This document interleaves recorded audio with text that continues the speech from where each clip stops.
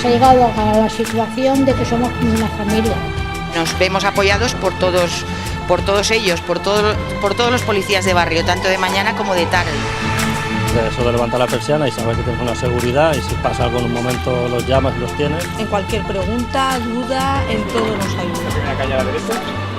Un día iba yo a hacer el colegio y vino una niña de 14 años y me informó de que le habían agredido sexualmente.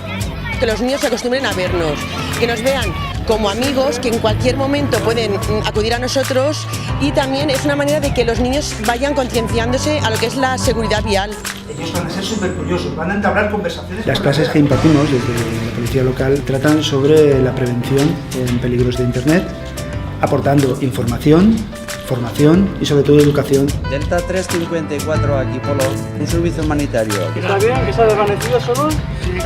Vale. Yo lo que pienso es que quiero atender a la gente igual que me gustaría que me atendieran a mí o que atendieran a mi madre, a mi padre o a un familiar. ¿Qué le pasa?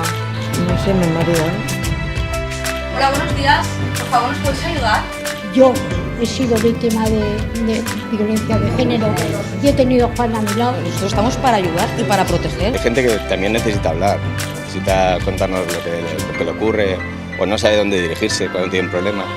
Se dirigen a nosotros y le ayudamos. Para nosotros es como tener un ángel de la guarda.